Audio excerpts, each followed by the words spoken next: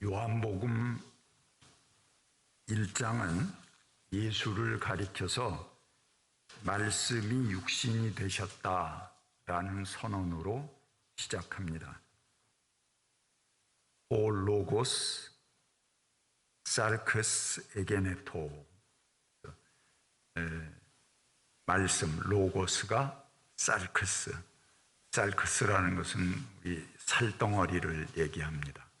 당시 히랍 철학에서는 아주 욕망덩어리요, 인간의 감옥이요, 좋지 않은 그런 면으로 생각을 했던 것인데, 가장 거룩한 말씀이 이 살크스, 육신덩어리가 됐다라는 선언으로, 그 선언 한마디가 모든 걸 뒤집는 그런 것이죠.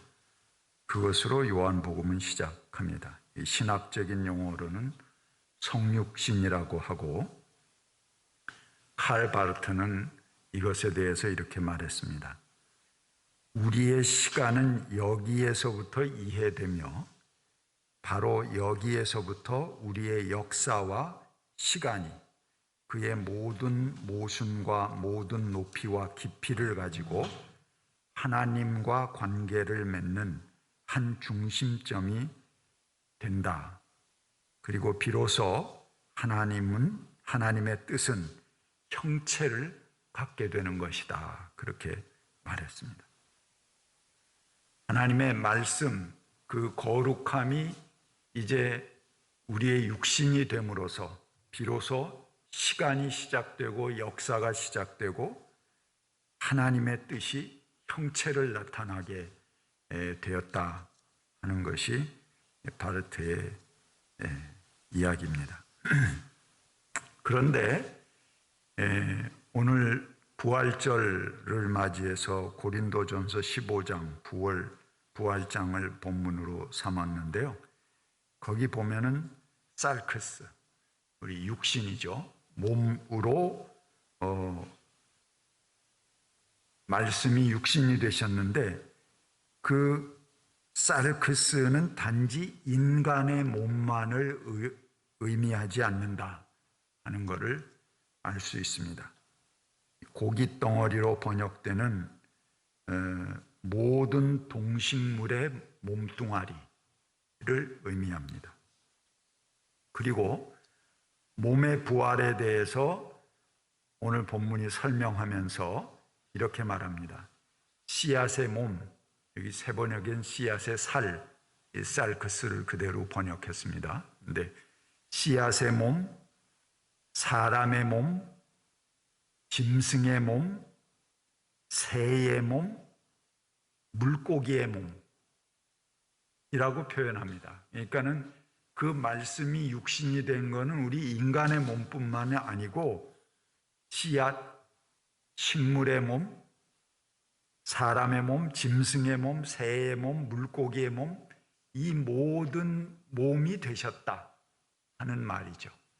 그러니까 하나님께서는 이 모든 몸뚱아리를 입고 이 땅에 오셨다 하는 것입니다.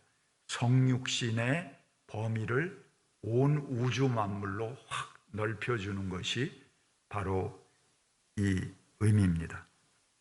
그리고 하늘에 속한 몸과 땅에 속한 몸, 여기에는 소마라는, 이것도 몸이라는 말인데 바울이 특별히 인간학적인 용어로 쓰는 말이다. 제가 성사학당 하면서 설명드렸죠. 바울의 특별한 인간학적인 용어입니다. 그리고 부활이란 이 몸들이 썩을 것이 썩지 않을 것을 입고, 비천한 몸이 영광스러운 몸을 입고, 약한 몸이 강한 몸을 입고, 자연의 몸이 신령한 몸이 되는 것을 말한다 라고 이야기합니다. 즉 만물의 질적인 변화가 부활이라는 것입니다.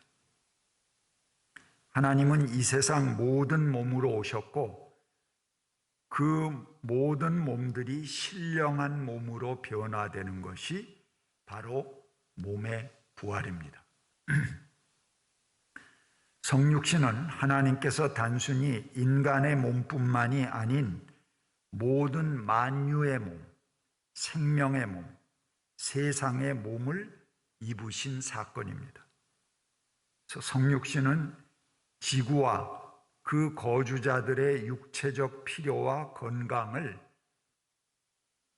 이 몸뚱아리가 되셨다는 건 뭐예요?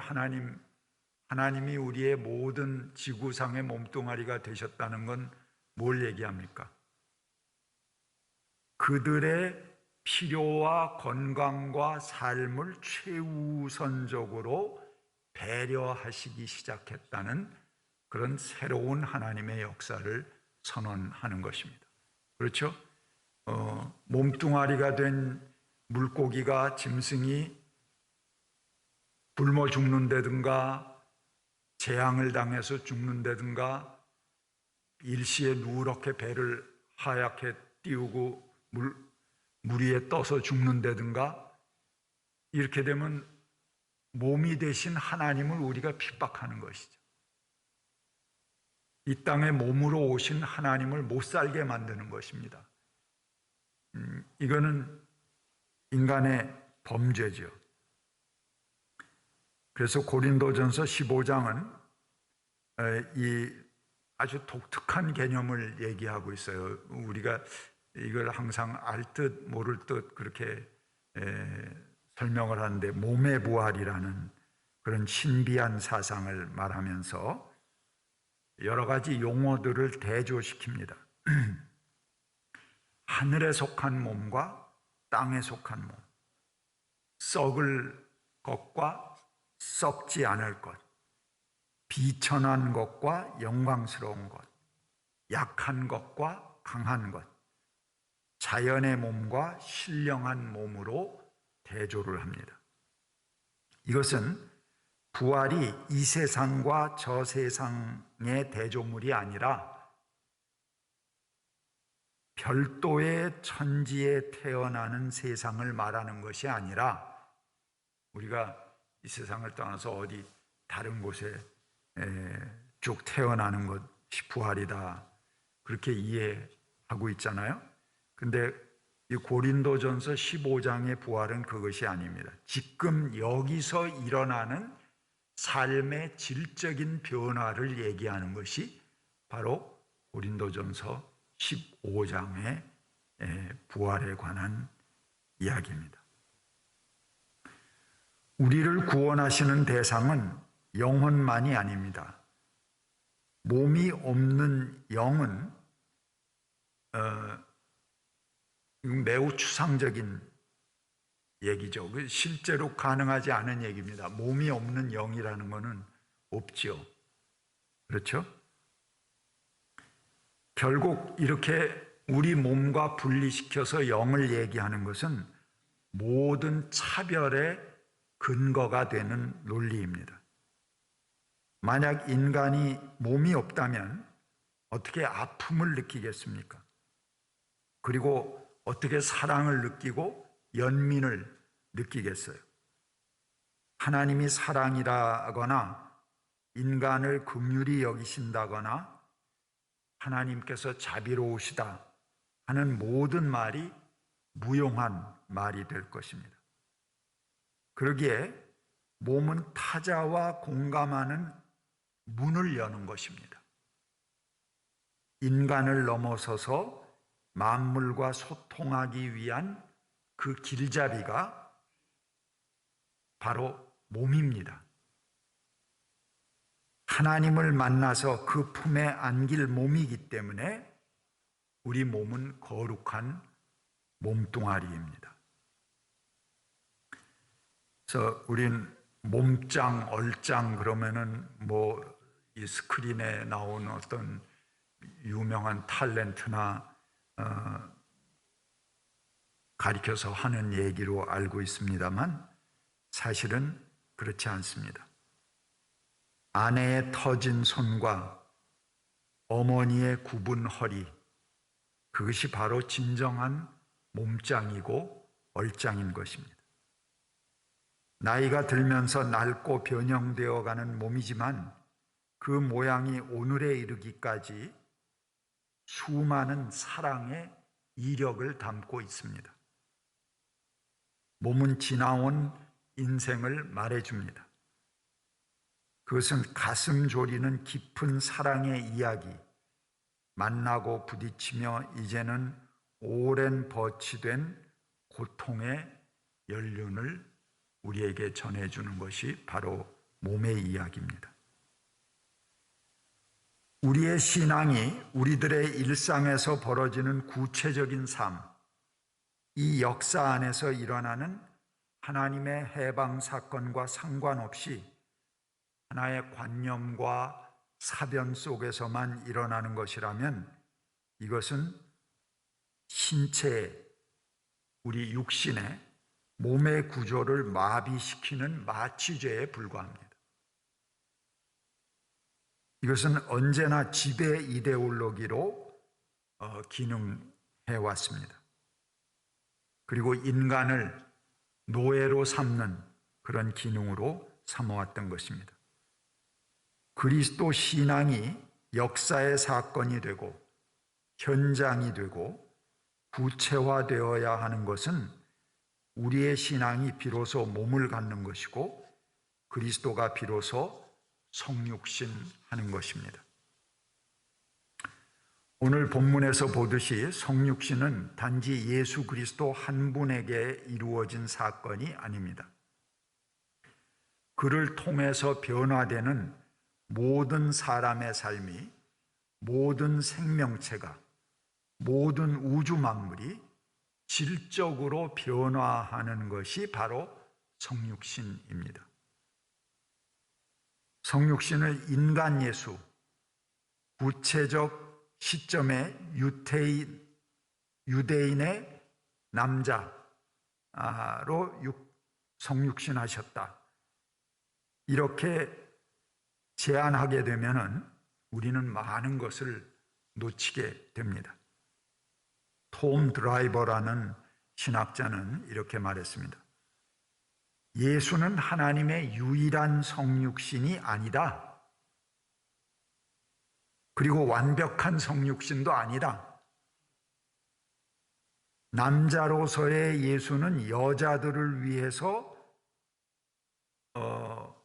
성육신이 어떻게 보일 것인지 알지 못한다 하는 것이죠. 그 확실한 그림을 제공하지 않는다. 또 남자를 위해서도 확실한 그림을 제공하지 못한다. 그러면 예수가 모든 남자는 다 대변하느냐? 그렇지 못하다는 거죠. 왜 그러냐? 예수는 결혼도 안 했고 자식을 길러보지도 않았고 오래 살지도 못했고 33살까지 사셨으니 그야말로 그 이후의 삶에 대해서 어떻게 알겠어요? 사람을 쇠잔하게 만드는 질병을 알아보지도 못했고 인간들이 흔히 경험하는 수많은 다른 일들을 겪어보지도 못했다는 것입니다.